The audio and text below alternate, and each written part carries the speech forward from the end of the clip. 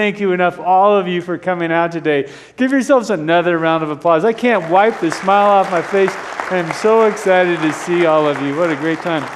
Now, I got to give you a setup for this sermon, because this sermon, a lot went in to make this sermon happen. It actually started a month and a half ago. You see, I'm always a little freaked out about what I'm going to preach on for Easter Sunday morning, because it's like I've done this for so many times. How many different ways can you say He is risen, He is risen, He is risen?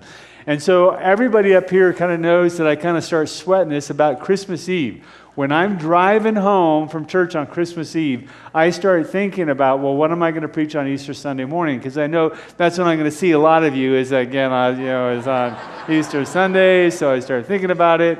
And I don't know exactly, what I'm going to say. And so Sarah Rex, a month and a half ago, this is the setup for the sermon. This is the ends that God goes to change one life. And you were all a part of the change of one life. Sarah Rex comes up to me and says, I got the perfect Easter idea for you. I said, what's that? And she said, what if Easter happens right under our nose, and we don't see it because we don't expect to see it. We look right at it, but we miss it. She said, like, take Mary. She's right there at the tomb. She's looking right at Jesus, but she misses Jesus. She doesn't see that it's Jesus because she's not expecting him. Sarah said, you could do a whole sermon on that. And I went, Sarah, that's a great idea. It's a great idea. So I started making some notes on it. And then this happened. And now the sermon. Now the Easter sermon. Easter's come early this year. Easter's come really early. I can't remember the last time it snowed and it was this cold on Easter Sunday morning. I mean, it's been since 1893 that Easter has come this early. And it's come so early that, there are several people who've asked me, are you going to cancel the Easter sunrise service? Because, Red Rocks canceled their Easter sunrise service. No, we never cancel Easter sunrise service, which is easy for me to say because Justin's the one who's doing the preaching at the sunrise service. But this morning when we were out at Roxborough Park, at Roxborough Golf Course, when we were driving out to the road, and this huge gust of wind starts blowing my car, and I look at my car temperature, and it says 20 degrees, and the wind is just howling. And we are dressed up like we are going to climb Mount Everest. I mean, and there's always the faithful 40 that are out there, and we're all bundled up, and the musicians are looking at each other like, are we really going to try to play our guitars out in this? And we are huddled together, and Justin's going, this is going to be the shortest Easter sermon in the world, in the world. And but then what was really cool was that the people who were working that morning, getting ready for the Easter brunch at the clubhouse, they opened up the clubhouse and we got to go in. And so it was awesome. It was beautiful. Justin had a great sermon. It was one of these sermons that when someone preaches and you kind of go, God, I really needed to hear that sermon. That's how the sermon touched me. So beautiful music. Thanks to all the guys who did that. So there's no way I was going to cancel sunrise service because I don't want to miss Easter. I don't want to miss Easter because Easter came even earlier for me, and I missed it, and I didn't want to miss it again. Easter happened right underneath my nose in one of the most powerful ways that I've ever experienced it, and I missed it. And I'm going to tell you the story of how I missed Easter. It happened on a Sunday morning, the first Sunday of March, and I had a rotten sermon to preach. I had a terrible sermon to preach, one of the worst sermons I've ever preached in my entire career. See, the interesting thing is that sermons usually are really easy for me, that I love preaching. It's one of my favorite things to do. I can see sermons way out in the distance, and I start writing notes and getting ready. So when it comes time to actually doing the sermon, I sit down and I can write them and keep up, put together the keynote. But lately, preaching has been like wrestling with an 800-pound gorilla. And kind of, going through a preacher's slump. Can't really get the sermons together. And on the first Sunday of March, I was going to preach on the voluptuous nature of God, the voluptuous love of God, and it just wasn't coming together. And on the Saturday night before the service, I was getting so frustrated. I couldn't see straight when I chew at my computer. I was so angry because it just wasn't gelling. And I had to tell myself, it's midnight, I got to go to bed, I got to get a couple hours of sleep, I'm going to get up and I'm going to, preach a terrible sermon. Well, so I went to sleep, and that night I had a dream. And in the dream, my angels came to me, and the angels said, If you're disappointed with your sermon, if you're frustrated with your sermon, then we want you to make it simply an offering to God. We want you to make it simply an offering to God. Now, this is a really important piece of this entire story. The angels were telling me, make it an offering to God. It was their way of saying, look, just go get up, do your best, trust that God is at work, and let it go. And so I decided, okay, I was going to get up and I was going to do my best. And I came to church and did the 8 o'clock service, and it wasn't good. It wasn't a good sermon. In fact, a few people after church came up to me and said, hey, you seemed a little bit off today. You seemed a little bit off. And yeah, I said, yeah, I was a little bit off. It was one of those Sundays where I just kind of felt a little off. But as my mother told me early on, there's always next Sunday. There's always next Sunday. You can redeem yourself next Sunday. So that's kind of what I did. I trusted myself that there was next Sunday. And so then came the 10 o'clock service. And the cool thing is that the 10 o'clock service is we were going to have a baptism. Ed and Christy Lush had their little girl baptized. And what was really fun was yesterday at the 4 o'clock Easter Eve service, Ed and Christy were here. They heard the sermon, and we talked and talked and talked about this sermon and the impact that it had on them. Ed and Christy Lush were standing up there with their baby and had all their friends, and Justin did the baptism. And I was sitting right over here beside Jane. And the little girl was captivated with Justin. And when Justin reached out and picked up the baby, she was like, just Google-eyed at him. And it was like, and I was sitting over there and I got moved. I got moved to tears. And I thought to myself, I am going to junk this terrible sermon, and I'm going to preach extemporaneously on the beauty of baptism and the power of baptism. And all of a sudden, it happened, that magic thing that happens where all of a sudden I can see a sermon. And I started seeing ideas. And I thought, I'm going to go for this. And just when I was told myself, I'm going to go for this, I heard my angel say in my brain, no! No! Preach the sermon you have! Which really kind of takes me back, because usually when I have an idea to do something, my angels are the very first ones to say, go for it. Yes, take a risk, go for it. See what it is that happens. You never know, go for it. But they were like adamant, no, stop, do the one you have. So it's like, okay, so I got up and I preached the rotten sermon. I tried to use preach it, brother. I tried to do everything that preachers do, a lot of intensity, a lot of passion, trying to skip over the bad points. I tried to pull every kind of analogy that I could, and I finally got done. Got done. Survived. Church didn't fall apart. Survived. After church, I'm standing out there in the narthex, greeting everybody like we do, and Christy Lush's father came out to me and said, how did you know? How did you know to preach that sermon? That was the most perfect sermon. He said, that was almost miraculous, was his words. That was almost miraculous. And I was thinking, what did I say? What did I say that was almost miraculous? And I felt as though that something happened right underneath my nose, and I missed it. Jesus facepalm. I missed it. I missed it. Something miraculous happened, and I was so wrapped up with my own worry, with my own self-doubt, with my own agenda, that I missed what it is that God was doing right there underneath my nose. Have you ever missed it? Have you ever missed it in your own life? Where you also might have been really worried about something, or really frustrated with something, really angry about something.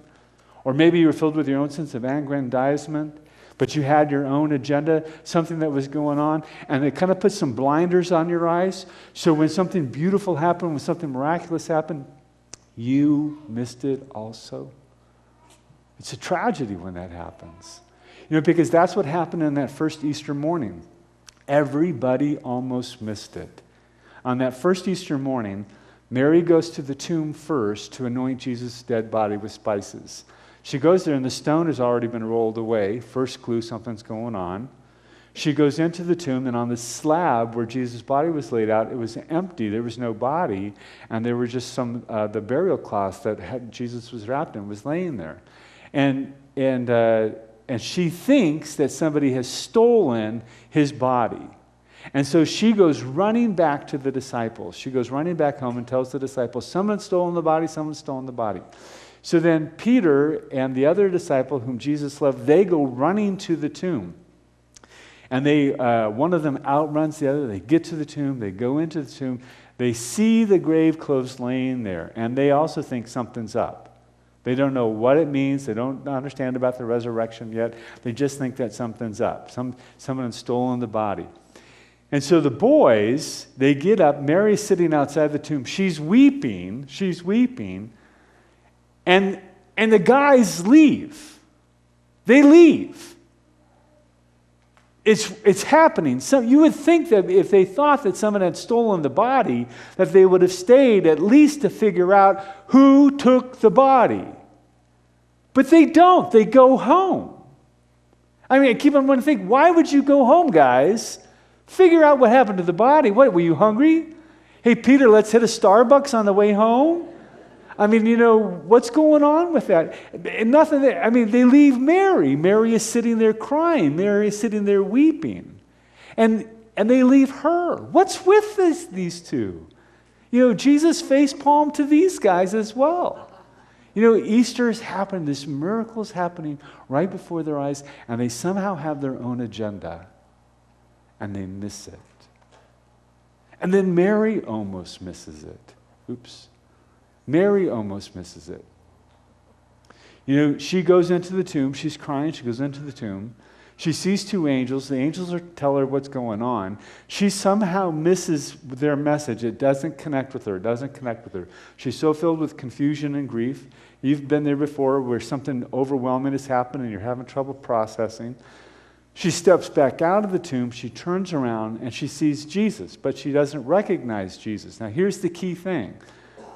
She doesn't recognize Jesus not because he's wearing some type of holy garment, not because he looks like an angel, not because he's glowing. No, he looks like the gardener. What does he have? A rake in his hand? Does he have a hoe? Does he have a bag for the weeds? The key, and here's the key thing. Here's the key thing. He looks very, very ordinary. There is no Christ the Lord that is risen today. Alleluia, alleluias that are going on. No, it's a guy who looks like he's out picking weeds. And she says to him, hey, what have you done with the body? Have you taken the body? Please tell me where you've taken the body, and I'll take care of it. And Jesus says to her in a voice something like this, like, Mary, don't you recognize who I am?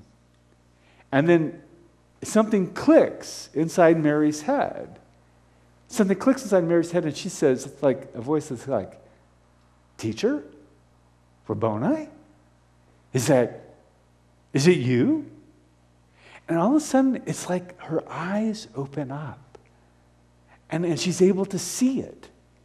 For the first time, she sees the miracle of the resurrection. It's happened right before her, right under her nose. And she sees it because she is aware enough. She has the eyes to see it. Have you seen the resurrection? Do you see Easter happening in the middle of your ordinary lives? Do you see ordinary Jesus coming to you in the extraordinary ways and simple ways?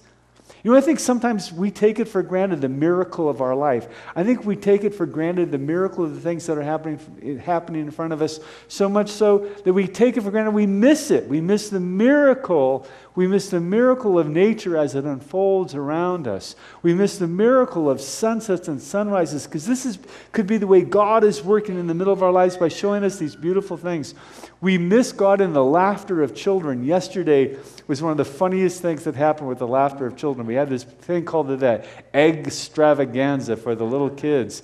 And we had a petting zoo outside, and we had crafts inside, and we had face painting. But for me, the highlight of the afternoon was the egg roulette. And for the four of us, Katie, Jane, Justin, and myself, they had chairs put up, and they put not bibs, they put ponchos on us. They put ponchos on us, and some of us had it tied around our necks better than others. Better than others who didn't have it tied around their necks. And what the kids did, there was a bunch of eggs Half of them were hard-boiled and half of them were not. And the kids didn't know, and they paid $3 an egg. They paid $3, and they had the opportunity to come up and crack an egg on top of her head. And if it was hard-boiled, they just left a dent. But if it was soft-boiled or raw, the egg splattered on top of our heads. You should have seen the kids howling with laughter. The kids were just howling of laughter. They thought it was an absolute riot. A few of the adults got into it. I won't name any names, Jim Sexton, who also had a little too much fun, and he figured out which every single raw egg was there he got, and so he loved smashing it. But the laughter. You know, God present in the laughter of children. And I think sometimes we get so uptight with kids making noises and kids fidgeting that we forget that, you know, when babies are laughing and kids are laughing, it's the most beautiful sound right on time. It's the most beautiful sound, the presence of God. You know, the presence of God on the faces of the people we love and care about, their smiling faces, the smile on our spouse, the smile on our partner, the smile on our friend, the smile on our colleague. I love it. This little one has been so into Easter service all morning long. You are so cute. You know, Grandpa, I love. You know, the smile on our faces, the ability to breathe air. Do you ever just step outside and go, yeah. Quit pinching her, Grandpa. You know, the ability to breathe air, the ability to turn on a faucet and get fresh water. You know, all you have to do is listen to the people who live in Flint, Michigan, and you will never take for granted the ability to turn on water. If you've ever been to Nicaragua, you will never take for granted the ability to flush a toilet and not have to carry water for miles, you know, in a 5-gallon bucket. You know, the ability to open up a laptop computer and have access to the world. The ability to get in a car and to drive. You know, we live in this country where you can literally drive literally anywhere you want to. There's no checkpoints. There's no stop points. You know, we get to just live. We get to live in this amazing country. And do we take it for granted? Do we take it for granted? I think that we do. And this is God working right there in the midst of our ordinary lives. The power of the resurrection happening literally all around us. We miss God in the middle of our lives. There's a passage from John's Gospel, the 8th chapter, where Jesus is frustrated with the disciples because they're missing it. And he says to them, you're missing God in this. You're tied down to the mundane. He says, I live on other terms. You're missing God in the midst of your life. I love that phrase. You're missing God in the midst of your life. Are you doing that? Are you missing God in the midst of your life? You know, I think it has to do with expectations. We expect to not see God, and so we don't see God. We expect that God happens someplace else in the world, not in the middle of our lives.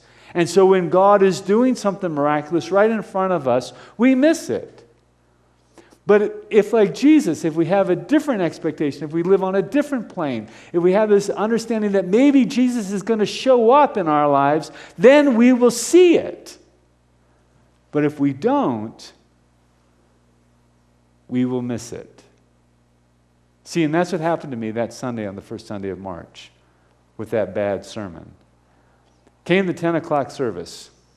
I knew I just had to get through it. But I wanted it to be good, and so I was pulling out every secret that us preachers know how to pull out, preaching with intensity. Hopefully I had some good slides. And you know, preachers, we always try to have analogies going. And for some reason, I didn't do this at the 8 o'clock, but I was looking out at the congregation, and I kind of felt this thing says, speak about divorce.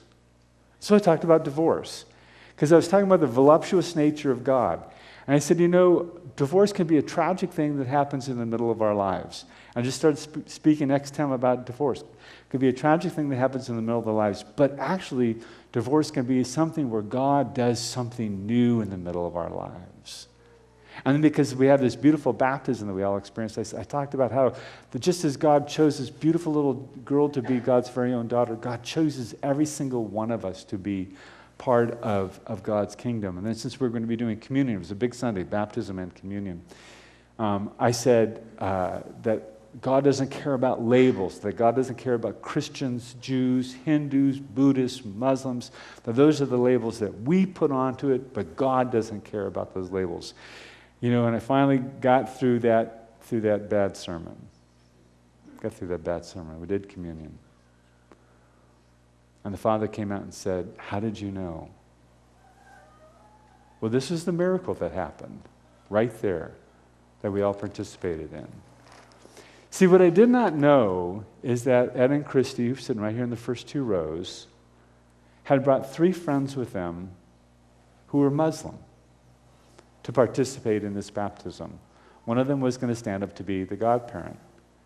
And and Ed and Christy, when they were talking yesterday afternoon, said that they had some trepidation. Could they really invite their Muslim friends to come to Columbine United Church? And they said, "No, we love our church. We know what our church stands for, of course. Can we have them stand up for the baptism? I mean, it's one of the sacraments of the church." They said, "Yes, we can." And so they brought them. They invited them. What I did not know, and this is the sermon that the angel said, "Give it as an offering." This is the one that I almost ditched, and they said, "Preach it."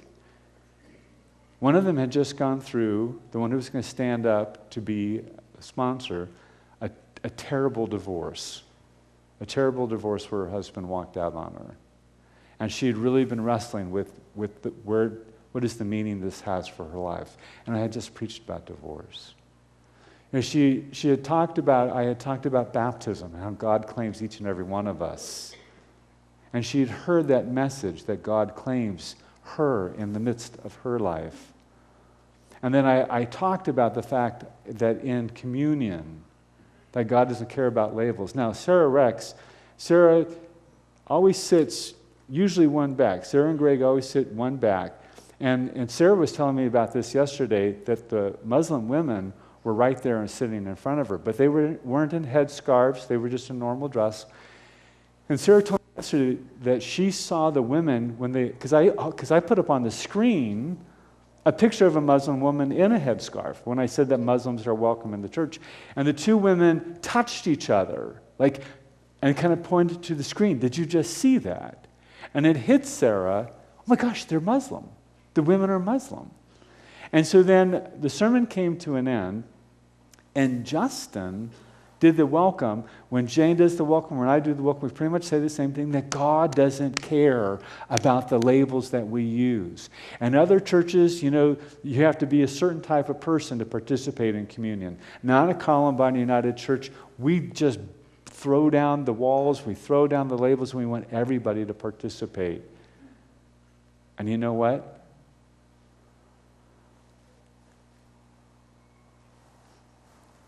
Getting choked up. They took us at our word. They took us at our word.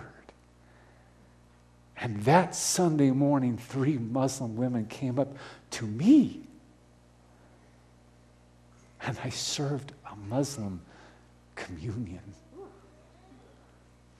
I served a Muslim woman communion, and I served her children communion. You know, and I can guarantee you that probably not in another church in the United States did a Muslim come to a Christian church and was she served communion.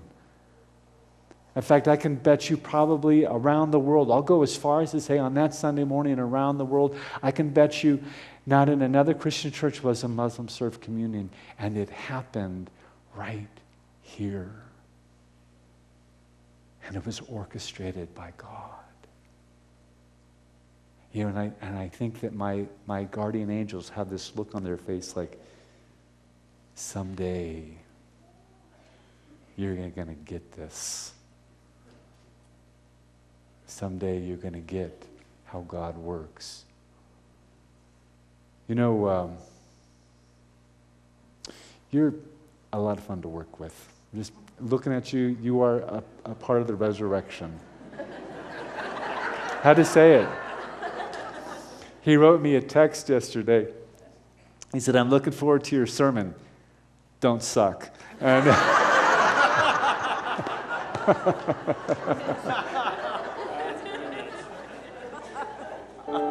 so last week it happened again in Brussels. Tragic. A terrorist strike. All in the name of Allah.